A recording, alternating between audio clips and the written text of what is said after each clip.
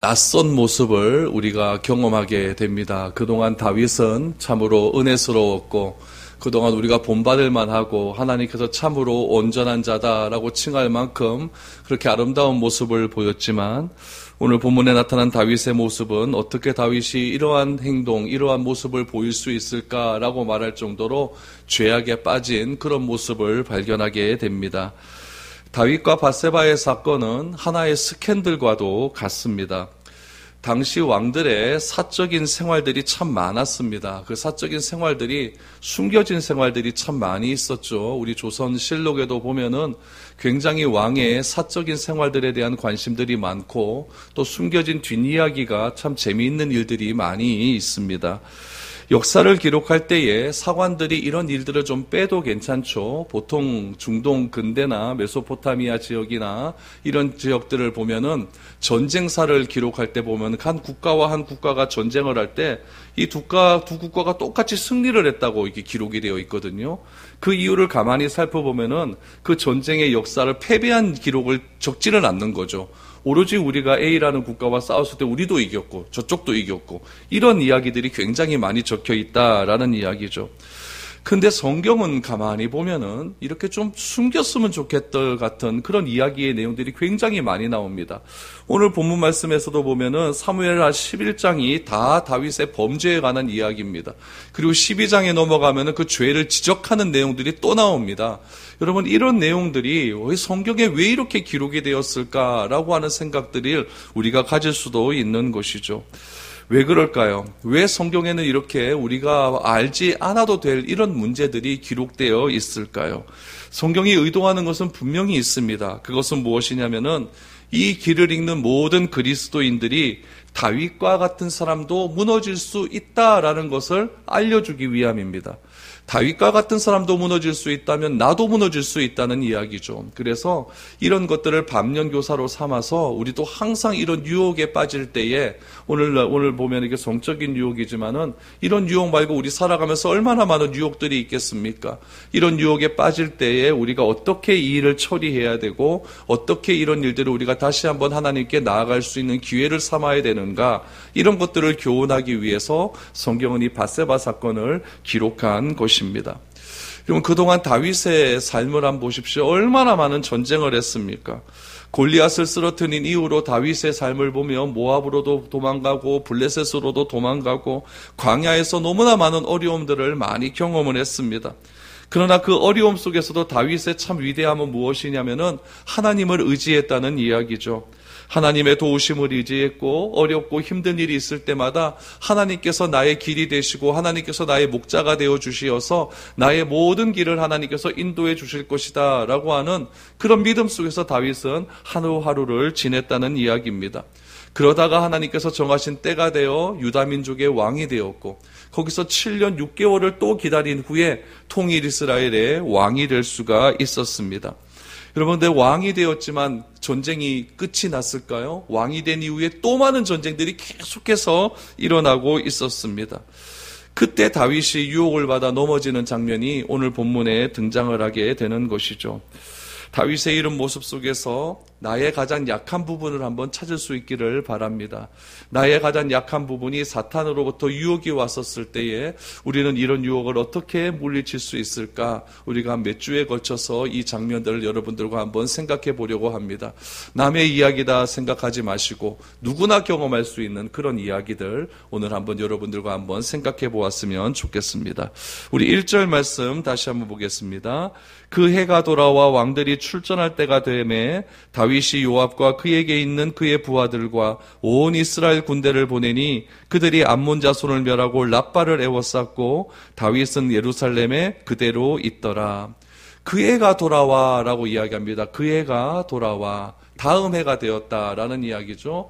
그 전에는 어떤 사건이 있었습니까? 사무엘하 10장에 다윗이 암몬과의 두 번의 전투에서 승리한 이야기가 사무엘하 10장에 나옵니다. 10장에서 지속된 전쟁이 지금 그 해가 되었다라고 하는 말은 우기가 되었다라는 이야기죠. 이스라엘은 우리나라와 달라서 겨울철이 우기입니다. 그래서 1월부터 3월까지는 계속해서 비가 내리기 때문에 전쟁을 할 수 없는 그런 이야기죠. 또 우기가 시작되면 겨울이 되기 때문에 10장에서 지속된 암몬과의 두 차례의 전쟁이 잠시 휴전이 되었다라고 생각하시면 좋습니다. 우기가 지나면은 무엇이 될까요? 농번기가 시작이 되겠죠. 농번기가 되면은 다 남자들은 나가 밭에다가 일을 하기 때문에 전쟁을 할 수 있는 그런 상황이 되지가 않습니다. 봄이 지나고 곡식을 잇고 거두월 즈음이 되면은 농사일이 마무리가 되는 때가 되는 것이죠. 그래서 그 해가 돌아왔다라고 하는 것은 유대력으로는 1월이 지났다라고 하는 이야기고, 오늘날 우리의 태양력으로는 3월에서 4월이 지났다라는 이야기입니다. 이때가 지났다라고 하는 이야기는 6월절 절기도 지나갔다라는 이야기입니다.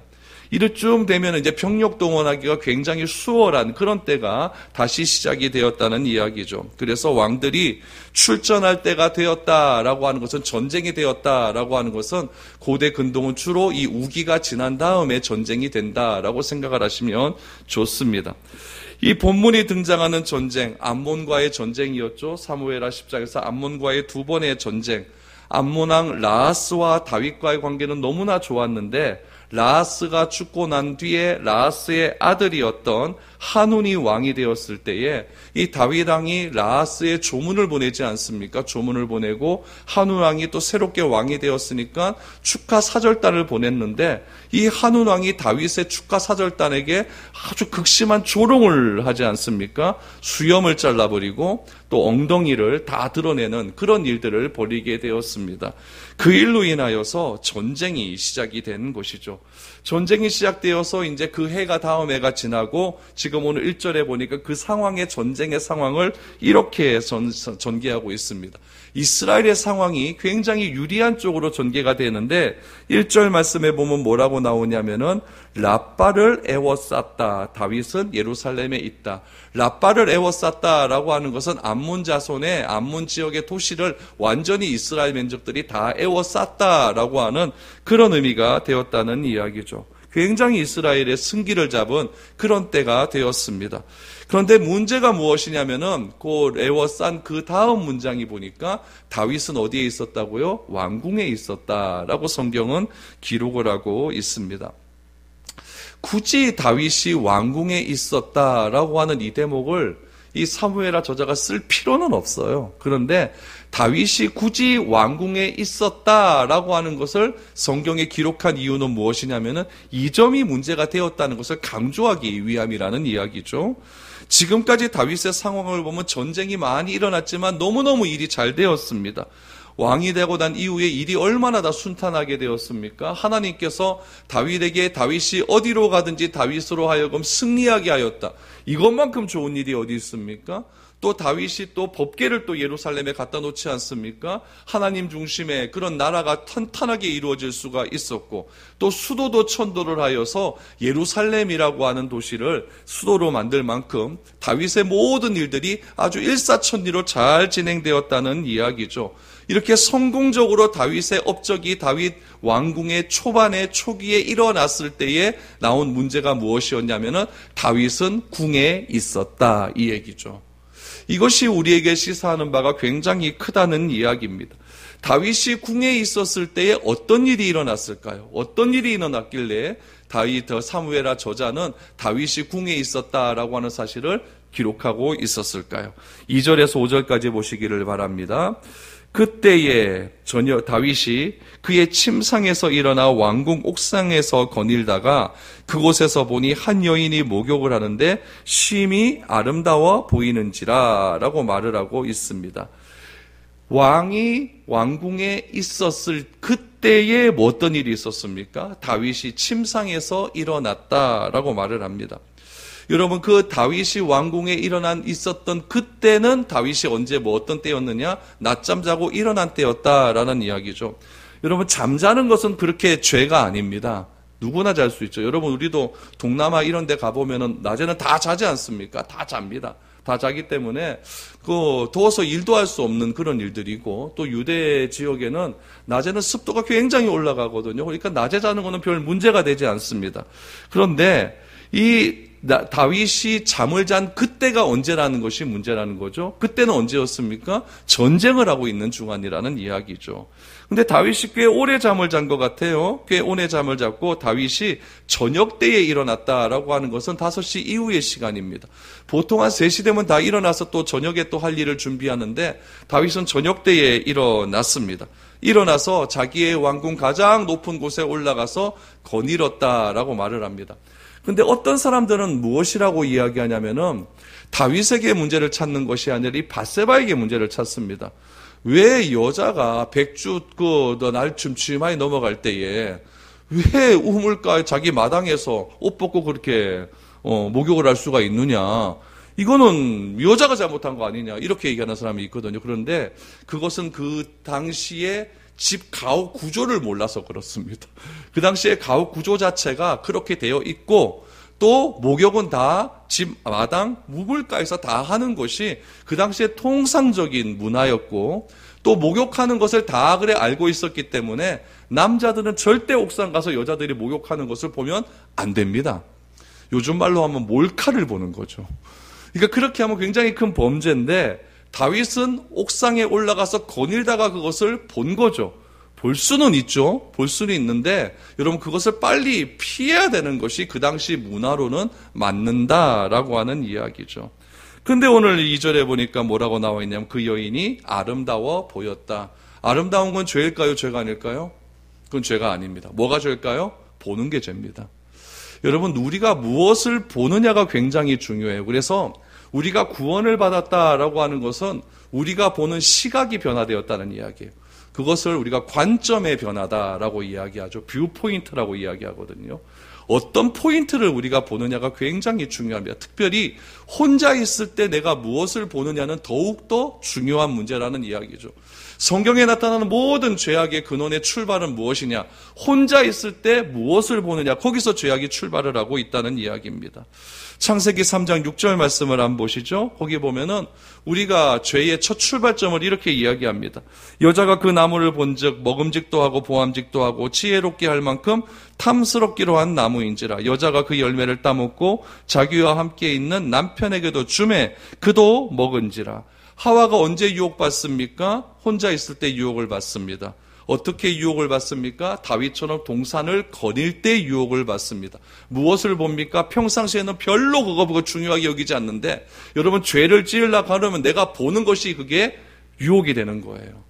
보았는데 무엇이 나옵니까? 지혜롭게 할 만큼 보암직도 하고 먹음직도 하고 지혜롭게 할 만큼 탐스럽기도 한 나무인지라. 보는 게 문제라는 이야기죠. 보고 유혹에 빠지니까 뭘 합니까? 자기와 함께 있는 남편에게도 그것을 준다라는 이야기라는 이야기죠. 죄는 이때 시작하는 것이죠. 다윗이 목욕하는 여인이 아름다워 보이기 시작하는 것, 거기서부터 죄는 출발했다라는 이야기죠. 그러면 눈을 돌리면 그만인데 여러분 절대 다윗은 눈을 돌리지 않았습니다. 그리고 다윗이 한 일은 무엇입니까? 저 여인이 도대체 누구냐? 신상을 파악하기 시작을 합니다. 신상 파악을 했더니 이런 결과가 나옵니다. 3절에서 4절입니다. 다윗이 사람을 보내 그 여인을 알아보게 하였더니 그가 아뢰되 그는 엘리압의 딸이요 햇사람 우리아의 아내 밧세바가 아니니까 하니 다윗이 전령을 보내어 그 여자를 자기에게로 데려오게 하고 그 여자가 그 부정함을 깨끗하게 하였으므로 더불어 동침하며 그 여자가 자기 집으로 돌아가니라. 여러분 신상 파악 이것이 중요합니다. 도대체 저 여자가 족보가 어떻게 되느냐? 그 족보를 잘 보셔야 됩니다. 신상을 파악하니 여러분 이 밧세바가 누구의 딸입니까? 엘리암의 딸입니다. 엘리암. 이게 굉장히 중요한 의미가 있습니다. 왜 중요하냐? 엘리암이 어떤 사람이었느냐? 사무엘하 23장 34절입니다. 거기 보면은 이렇게 나와 있죠. 마아가 사람의 손자 아하베스베의 아들 엘리벨렛과 길로 사람 아이도벨의 아들 엘리암과 라고 말합니다. 여기서 엘리암이라고 하는 사람이 나오는데 이 엘리암이 오늘 신상 파악한 이 사람과 동일 인물입니다. 이 사람이 누구였냐면 다윗의 37명의 용사 중 한 명입니다. 다윗에게 목숨을 바치는 사람이에요. 근데 이 엘리암은 어떤 사람이었냐면은 예루살렘의 귀족 가문입니다. 그럼 여러분 우리가 이렇게 생각을 할 수, 이건 좀 정치적인 역사는 원래 좀 가정도 있고 상상력이 좀 동원이 돼야 됩니다. 다윗이 지금 초창기입니다. 여러분 나라도 그렇고 그때 당시도 그렇고 왕이 처음 이게 한 나라의 정권을 잡게 되면은 쉽게 여러분 탁 자기 손에 들어오지 않거든요. 들어오지 않기 때문에 나라를 되게 잘 통치하기 위해서 자기 수하에 있는 사람들을 다 자기 주변에 앉히지 않습니까? 근데 다윗이 예루살렘에 들어가서 그 예루살렘의 그곳의 사람들을, 여부스 사람들을 몰아내고 그곳에 수도를 정했거든요. 그렇다면 그 여부스 사람 전체가 다윗에게 들어왔느냐? 그건 아닙니다. 자기가 살고 있는 땅이 있는데 그 땅을 몰아내고 내가 그 땅의 주인이다 그러면 여러분 그 사람이, 그 원래 살고 있는 사람이 누가 다윗을, 그 사람을 주인으로 맞이하겠습니까? 지금 팔레스타인 전쟁도 그런 의미 아니겠습니까? 그렇기 때문에 이 다윗이 항상 마음 가운데 있는 것은 무엇이냐면은 예루살렘도 결국엔 내 수도가 되었지만 예루살렘의 귀족들 전체가 내 수하에 들어왔느냐? 이거는 퀘스천 마크입니다. 그때 다윗이 생각하는 게 있죠. 귀족들을 보내고 그 신상용세를 보니까 이 밧세바라는 여인이 누구의 딸입니까? 엘리암의 딸인데 이 엘리암이 예루살렘의 귀족이라는 이야기죠. 그럼 이 사람의 딸과 내가 동침을 하게 되면 이게 내 장인이 되면, 내 사돈집이 되면은 이거는 여부수 사람, 예루살렘의 전체의 모든 것들을 내 수하에 들 수 있겠다라고 하는 정치적인 계산이 들어갈 수 있다는 이야기예요. 충분히 있을 수 있는 가능성이 있는 이야기들입니다. 학자들은 이런 이야기를 굉장히 중요하게 여기고 있습니다. 거기에 또 하나 우리가 흔히 알고 있는 다윗이 봄을 통해서 성적인 유혹을 받았다. 플러스 추가시키면 되는 겁니다.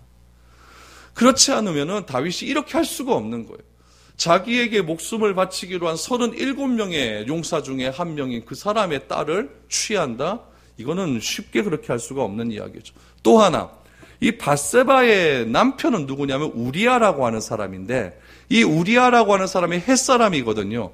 근데 이 우리아라는 사람도 어떤 사람이었느냐? 아까 읽었던 사무엘하 23장 34절 읽었는데 39절 말씀해 보면은 햇사람 우리아라 이상 총수가 37명이었더라. 햇사람은 여러분 이방민족이거든요. 근데 이방민족이 다윗의 37명의 용사 안에 들어왔다는 이야기는 이민 와서 그 나라에 여러분 왕의 친위 부대에 들어갔던 것은 엄청난 노력을 했다는 이야기예요. 정말 노력을 많이 했다는 이야기죠. 그래서 다윗의 친위 부대에 들어왔어요.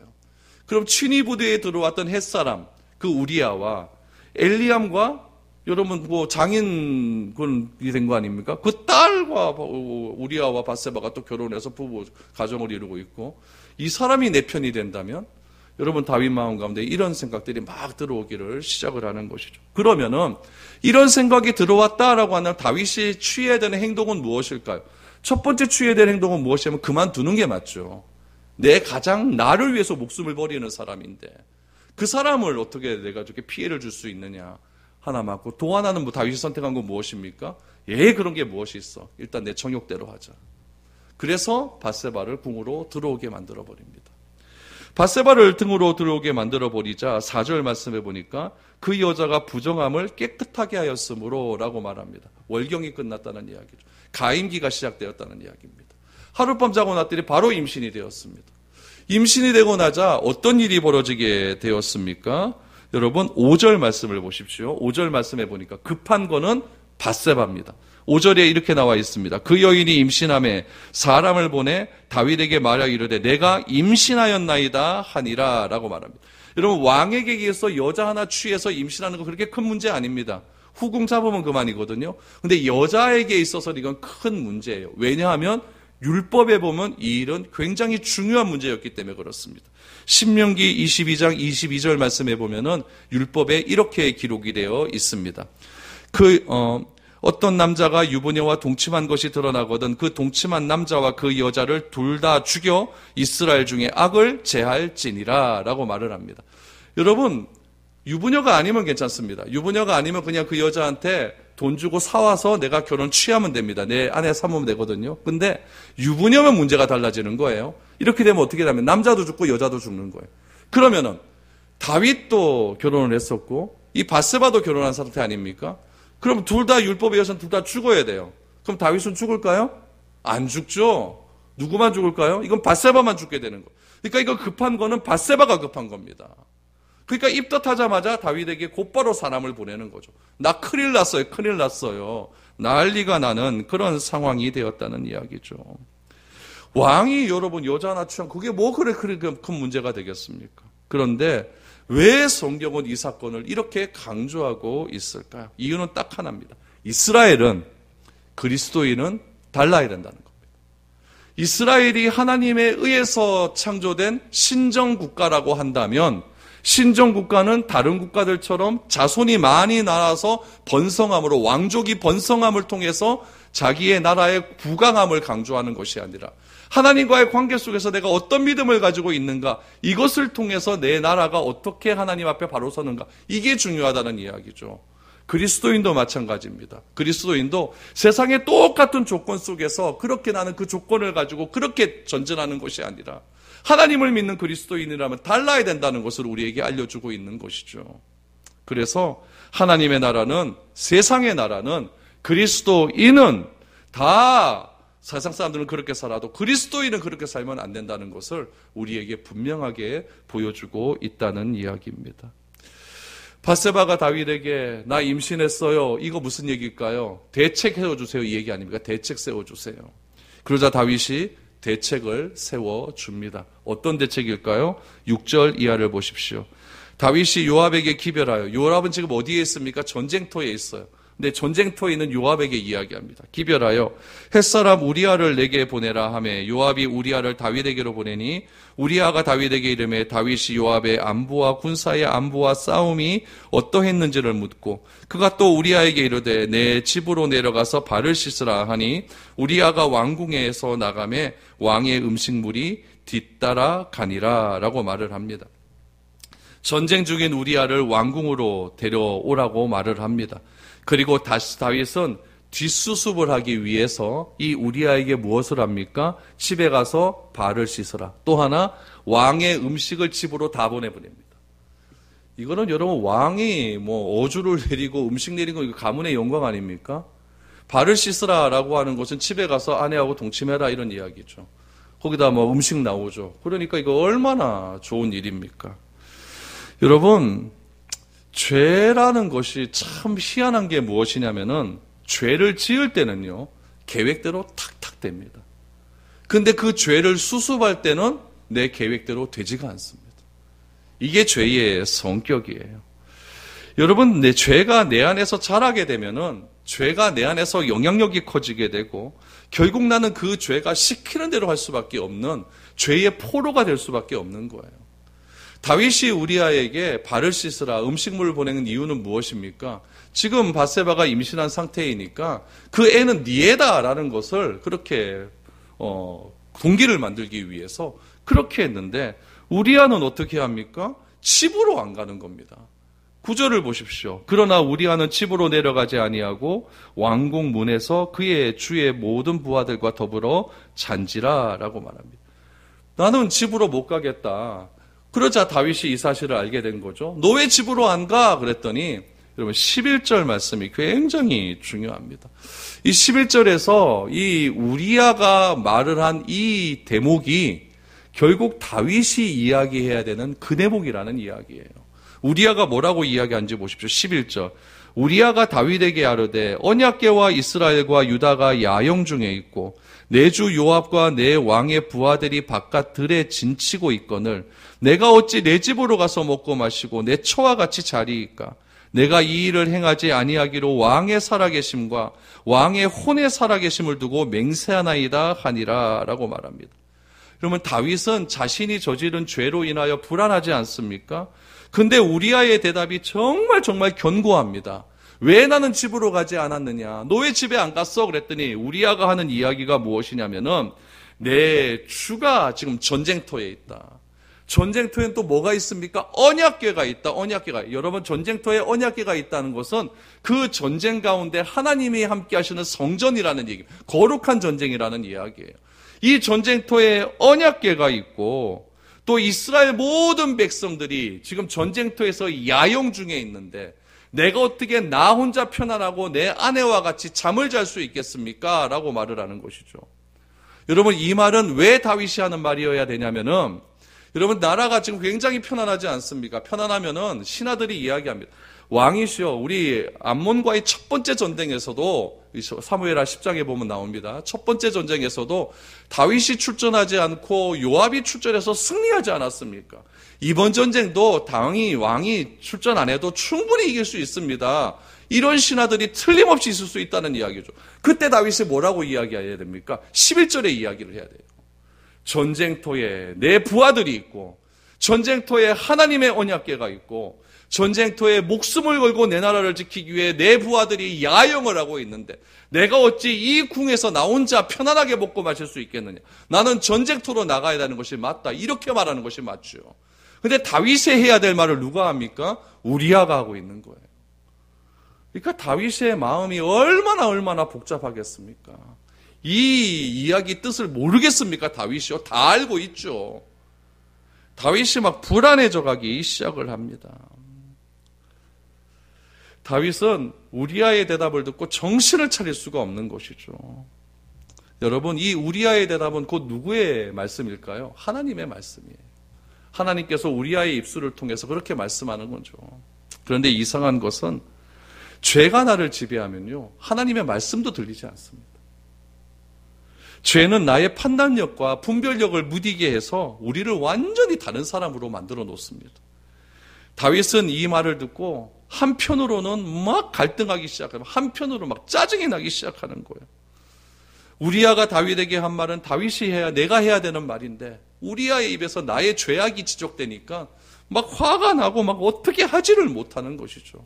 그래서 다윗이 뭐라고 이야기합니까? 12절, 13절을 보십시오. 다윗이 우리아에게 이르되 오늘도 여기 있으라. 내일은 내가 너를 보내리라. 우리아가 그날에 예루살렘에 머무리라. 이튿날 다윗이 그를 불러서 그로 그 앞에서 먹고 마시고 취하게 하니 저녁 때에 그가 나가서 그의 주의 부하들과 더불어 침상에 눕고 그의 집으로 내려가지 아니하니라 라고 말합니다.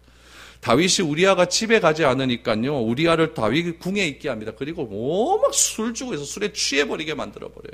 술에 취해버리게 만들어서 우리아를 집에 보내려고 하는 그런 또 이상한 작전을 쓰게 되는 것이죠. 여러분, 이게 누구였습니까? 우리가 그렇게 본받고 싶어하는 다윗의 실상이었습니다. 이 다윗의 모습에서 누구의 모습을 발견할 수 있습니까? 저의 모습입니다. 우리 자신의 모습을 발견할 수 있어야 됩니다. 다윗이 광야에서 아둘람 굴과 시글락과 사울의 살기 어린 그런 추격전을 피해서 광야를 헤맬 때 다윗이 시를 한 편 씁니다. 여호와는 나의 목자시니 내게 부족함이 없으리로다. 그가 나를 푸른 초장과 쉴만한 물자위로 인도하시는 도다. 그렇게 고백했던 다윗이 오늘 이렇게 변합니다. 이유는 무엇입니까? 죄입니다. 매일같이 하나님의 뜻을 물었습니다. 하나님 올라갈까요? 하나님께서 승리를 주시겠습니까? 이렇게 뜻을 묻고 온전히 하나님과 좋은 관계를 유지했던 그런 다윗이 찬양하며 기도하며 하나님께 매달렸던 그 다윗의 모습이 오늘 이렇게 처참한 모습으로 우리에게 등장하고 있습니다. 어떻게 다윗이 이렇게 될 수 있을까요? 죄가 도대체 뭐길래 다윗을 이렇게 만들어버릴까요? 오늘 우리는 이전의 다윗과 좀 낯선 다윗의 모습을 발견하게 됩니다. 다윗의 모습은 곧 나의 모습이고 오늘날 우리 교회의 모습이고 우리 그리스도인의 모습입니다. 여러분, 죄를 멀리하십시오. 보는 것을 조심하십시오. 누구나 죄를 지을 수 있습니다. 그러나 그 죄를 빨리 하나님 앞에 나와 회개하는 것, 그것이 이렇게 이중인격자적인 내 안에 또 하나의 가면을 쓴 또 하나의 사람의 이렇게 안 되는 그런 유일한 방법임을 우리가 꼭 기억해야 됩니다. 다윗의 모습 속에 비친 모습이 나에게 나타나지 않도록 늘 기도할 수 있기를 바랍니다. 말씀 속에서 나를 점검할 수 있기를 바랍니다. 그래서 항상 하나님 앞에 신실한 자로서 진정한 그리스도인으로서의 삶이 우리 삶 가운데 넘쳐날 수 있는 그런 우리의 삶이 될 수 있기를 축복드립니다.